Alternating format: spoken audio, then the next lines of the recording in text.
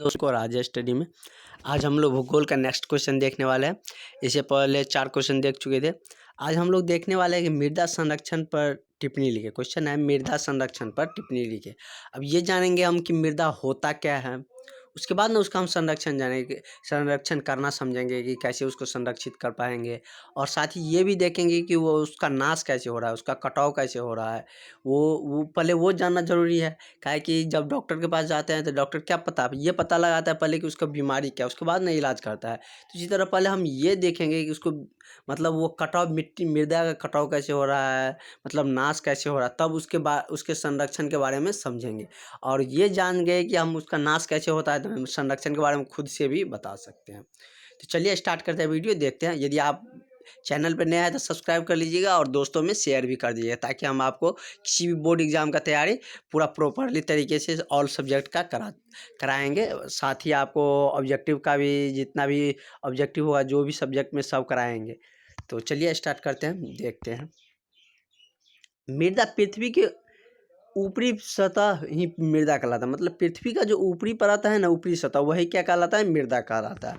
जिसकी गहराई मतलब कुछ लिमिट है कि कितना गहराई तक हम उसको मृदा कहेंगे, उसके बाद मृदा नहीं कहेंगे। उसकी गहराई क्या होता है, अधिक से अधिक, जिसकी गहराई, मृदा की गहराई क्या होता है, अधिक से अधिक 20 से 30 सेंटीमीटर तक होती है। मतलब 20 से 30 सेंटीमीटर ने मीटर तक, 20 से 30 मीटर तक यदि हम जाएंगे तो वह क्या कहलाएगा, मृदा कहलाएगा।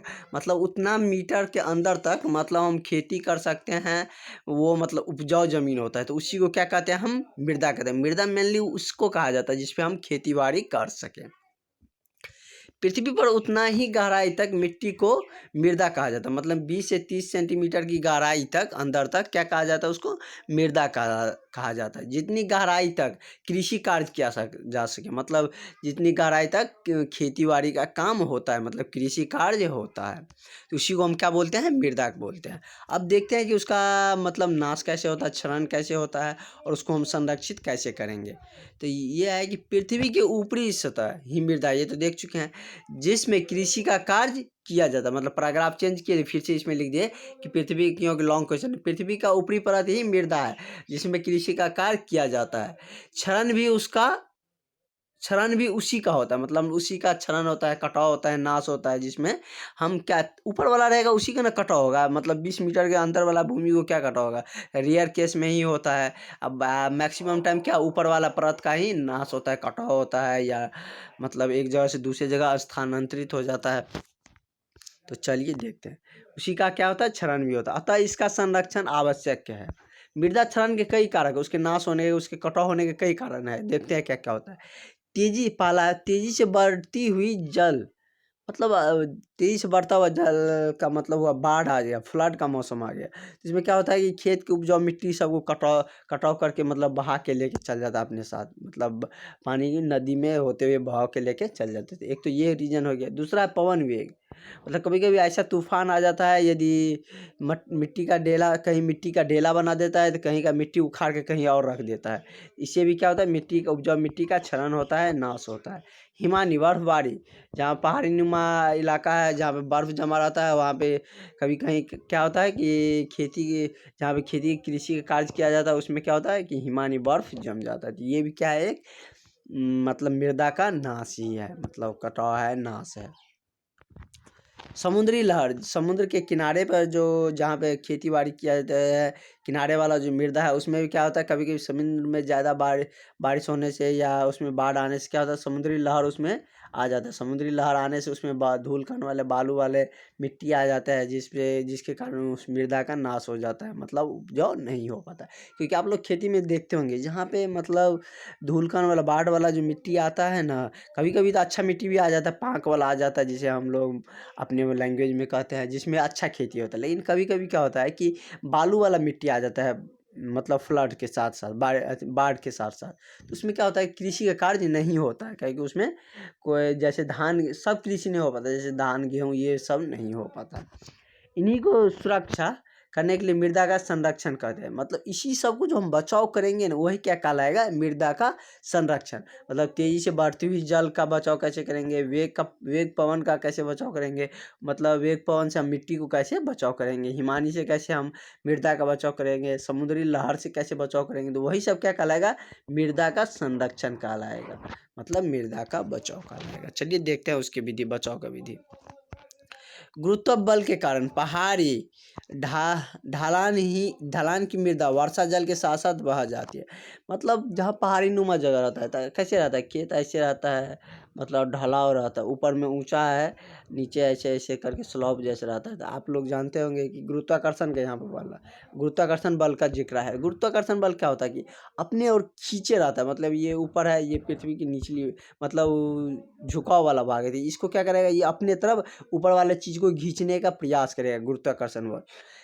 और इसमें थोड़ा सा हेल्प क्या कर देते हैं, जब वर्षा के जल आता है तो वो मतलब अपने साथ मिट्टी को भी, एक तो गुरुत्वाकर्षण बल चाहते ही रहता है कि ऊपर वाला चीज़ को हम खींचे अपने साथ, लेकिन उसके सहयोग करने क्या आ जाता है, जल अपने बहाव के साथ साथ क्या मिट्टी को भी लेके आ जाता है, जिससे क्या होता है कि मृदा वाला मिट्टी का नाश हो लगता है, मतलब वो धीरे धीरे हो बहते हुए कहाँ समुद्र में जाने लगता है।